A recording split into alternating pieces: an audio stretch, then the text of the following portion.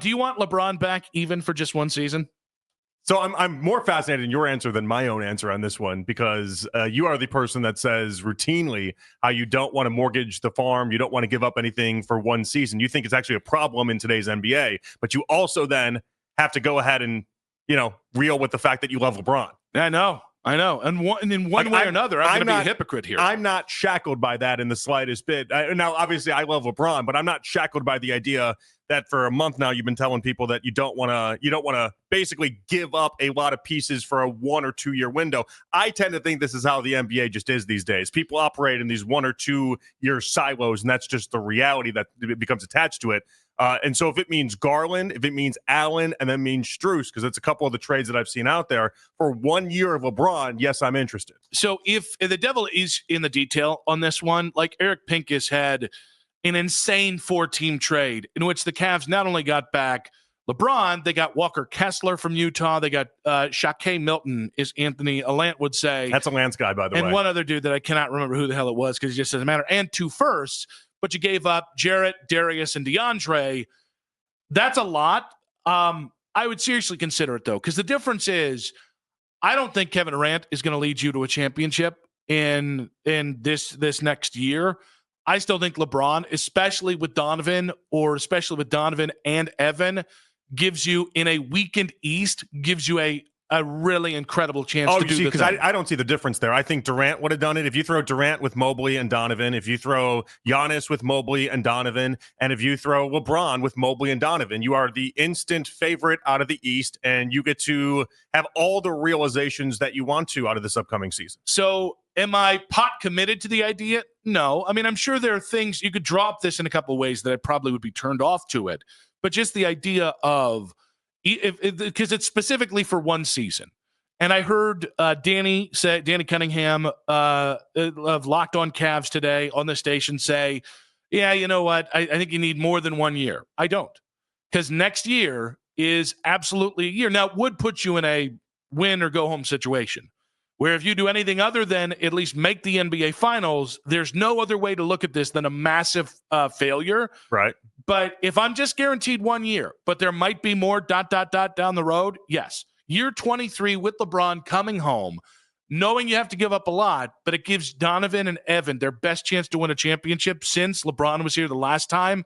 I don't know how you don't seriously consider it before we even get to any of the myriad and the minutia of the insane trade way you gotta get him here. Okay, so you're letting it's the LeBron fandom associated to you in all of this then, because if you wouldn't do it for Durant and you wouldn't do it for Giannis, it's LeBron, and that's okay. That's all right. You have a relationship with LeBron. Well, it's not just a relationship with LeBron. He's a proven NBA champion, X amount of times over. And there is the storybook part of this where him winning his last title in Cleveland in season 23 to go off and retire would elevate the Cavs organization in a way that I don't know anything else could. I mean, because, Durant does have his titles. Giannis has titles too. So I don't know if I buy that part. Durant stepped into a championship team. Yeah, but he still won twice. It's not like he stepped into a championship team as opposed to going to Miami and making that a championship this team. also wouldn't be, this isn't LeBron stepping into this team here and then LeBron being the one that puts everyone on his back and rides off into the sunset with this. I mean, this is what it'd be LeBron in a second or even third role for LeBron. We're talking about the LeBron stuff, which Shams put into action on ESPN by saying that LeBron is analyzing his future. We didn't get to this. This is probably where it should start. I will still be incredibly shocked if LeBron isn't with the Lakers next year. I was thinking about other teams that I do think make sense. And again, I have no idea. I think what LeBron is doing over the next few days, I think he's trying to push the Lakers. We've seen him do this a million times, right? He makes sure that he has to poke and prod to make sure that a team still does something. It's classic LeBron. It's out of his playbook. We've seen it a million times. We watched him do it here. We watched him do it with Los Angeles already. It's just a quick reminder. I can leave if you don't put all your resources towards me and I don't just want to hang out. So that's what I think he's doing, by the way. All right. Other teams, though. Dallas. They've got the best odds currently. I mean, think about it. Kyrie and AD, 2 players that he loves. He won the bubble title when Jason Kidd was an assistant coach, so he knows that he likes him as a coach and also did Team USA with him as well. Like, it's a real possibility. I don't know about Denver. That seems a little silly to me. No, I think it was Cleveland. Sorry, Dallas had the best New York odds. is the other one, right? Dallas, Cleveland, Golden State, and then New York. Yeah, because he's threatened to play with Steph for how many years now at this point? I don't think that's going to come to fruition either. Not with the Jimmy Butler but thing. Dallas seems like it'd be on the table. It does. But I think this is all one big threat from LeBron like he always does. If we look at it through the prism of what's best for LeBron's legacy, if LeBron did force his way to the New York Knicks, and the Knicks would have to give up Mikal Bridges and a couple other players, or maybe it's Karl Anthony Towns for LeBron, whatever it is, if LeBron won a championship next year with the New York Knicks in his final year, he's even professed that New York is the Mecca. That would be one thing. I don't see him going to a new team at this point in his career. Like, I think it's got to be somewhere that he's been. But yet the New York thing, I think, would be huge for his legacy as well. Yeah, I mean, anytime. I mean, bringing them their first title in 50 years. After bringing Cleveland their first title ever, and is it only the second title and second and third title? Problem is, though, is we're getting to too many different jerseys that we've seen him in, though. I don't think long term that's a problem. I mean, let's say it's 4 jerseys. Yeah, it feels like a lot. It feels like to have LeBron in that many, and this one only being for a year or potentially even 2 years. I don't know if I love that for LeBron. Like, me personally, just thinking about LeBron, I don't know that I love that. I have a little different thought on it. I think this is all because of the Luka trade. I think the second that the Lakers traded Anthony Davis for Luka, it reset the power dynamic in LA. And same thing, by the way, when the ownership spun as well. So that's what I first thought. I was like, he's got a loyal, and he's very about Jeannie Buss. He likes Jeannie Buss. He's been publicly talked about how much he likes Jeannie Buss. And I wonder with Jeannie, although she's got that title that's just been title alone, I wonder with her out of the picture if he just doesn't feel as if he has to be as loyal. Well, I don't think it's even about loyalty. I think it's about the ability to manipulate. The Lakers are clearly prioritizing the future of Luka, who probably means, hundreds of millions of dollars, billions of dollars to that franchise in the next 10 years. And so, even this, it might be, by the way, this might be a cross stitch of the two things we're saying. This might be LeBron's last ditch effort to see, do I still have the pull that I had since I came to LA, the pull that I prefer, because when I'm in power, I feel like I end up having better success. I think his power has waned in LA because he's gotten older, because they haven't had as much postseason success. And it would not surprise me at all if LeBron's like, all right, I'm gonna pull at this string and see what gives. And if nothing gives, then maybe I should spend my last year either back in Cleveland or in New York, or I think San Antonio with Wemby would be a lot of fun, because he'd also be near Greg Popovich, even though he's El Jefe now. I could absolutely see that. All the power dynamic shifting in LA, giving LeBron more of a reason to not stay the last couple of years of his career there. I mean, this would be the first time in 22 years that he doesn't get what he wants. If the Lakers really push back, every other team has just kind of bended and said, okay, every time he's done one of these type of moves, they've always given him what he wanted and made sure they've made it seem like there was a real push there. I would venture that he's still going to get what he wants, meaning that if he goes somewhere, it's a big part of like a wink, wink, nudge, nudge. You're going to trade for me and you're going to give me what I want. Because I think that's inevitably, do I think LeBron wants one more title before he goes? Yes. I think he understands in year 23, no matter who he's on a team with, he's going to get credit for it. It's just because he's LeBron, it doesn't matter if he's Pippen or Jordan, he will get credit for that title unless he's, Anthony Parker this year, which we don't see him being.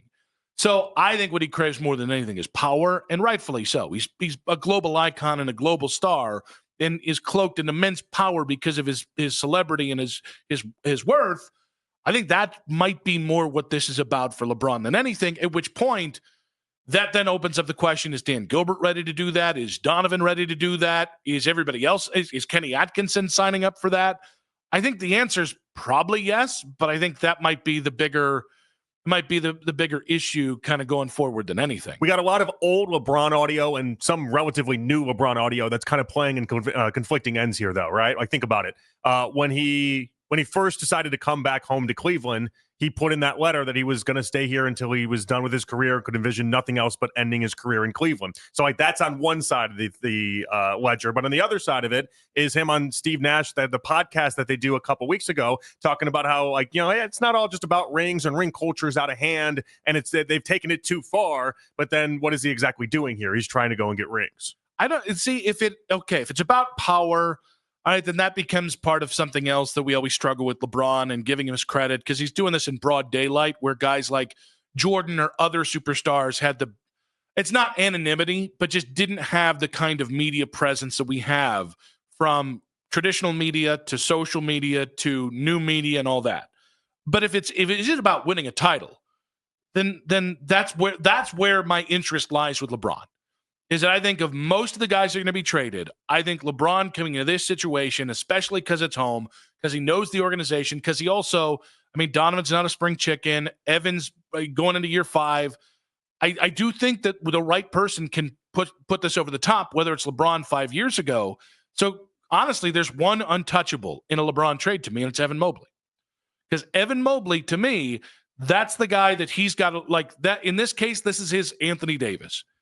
The guy that I want to learn championship DNA. I want to learn as young as he can how to win a championship is Evan, because the sooner he learns, that can have dividends far after LeBron retires and far after Donovan Mitchell retires or leaves the Cavs. I mean, in all the trade scenarios that I've seen, and you tell me if you've seen anything different, it's come up with a couple different combinations, but none of them have messed with Donovan or Evan Mobley, which I think is really nice and music to Cavs fans' ears. A lot of them obviously have Jared Allen involved because the Lakers need big men and they need some help that way. But it's like whether you throw Jared Allen in there with Max Strus, with DeAndre Hunter, or whether you go Jared Allen, Darius Garland, Max Strus, like any of those type of combinations have been talked about, at least in like fan circles. 216-474-0092. Who are you willing to trade, or who are you willing to give up to get LeBron James?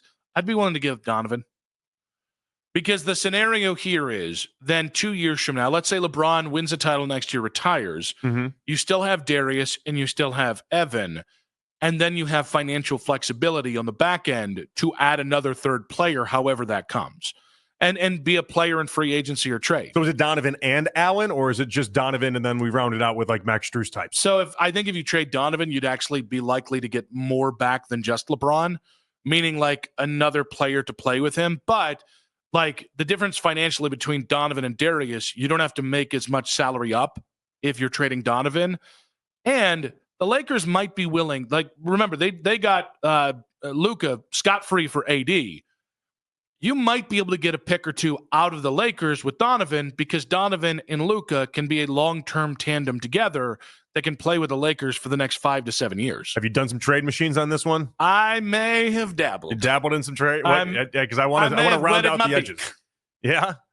I don't know why I said beak that way, but it came out in a weird way. So now I'm just sitting here with my you-know-what in my hand. It's okay. You're the only person I've heard throw Donovan into the mix within this. And I know you've wanted to, I mean, obviously, we've all kind of wanted to get a different outlook on this, but that would be shaking up in a major way. The concern I would have on that, if that went down, is that, so with Mobley and LeBron, and I guess Garland's still here, and then Allen's still here. I know, it'd be Hunter instead of Allen. It'd be Hunter instead of Allen?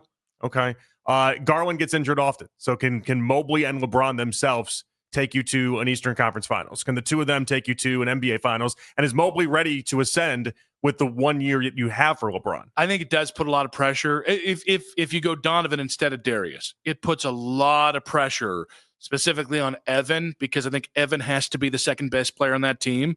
I mean, he's got to graduate. He's got to then move up in a big way. But part of this is just, I haven't lost belief in Darius, that Darius can still be.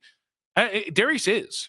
Like, we put so much weight on the injury with this guy when he was playing with a toe that's going to keep him out 4 to 5 months. And I feel like the conversation around Darius has regressed to where it was last offseason. It's like, guys, did we not see the transformation of Darius this year? But it's no longer about his play. It's about whether or not he can actually be on the court. Which is fair. But again, we had those questions with Kyrie before LeBron came back. Not as maybe much of a sample size because Darius has been here longer and has had more injuries.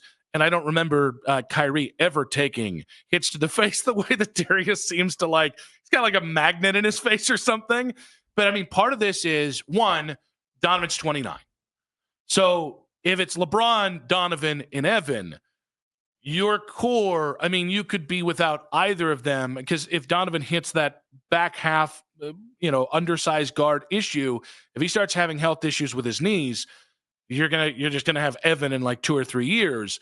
So part of it protects you from the age part of this, and the other part is, I'm willing. Like, Donovan at any point can decide to be done with this. I don't think he will, but he could.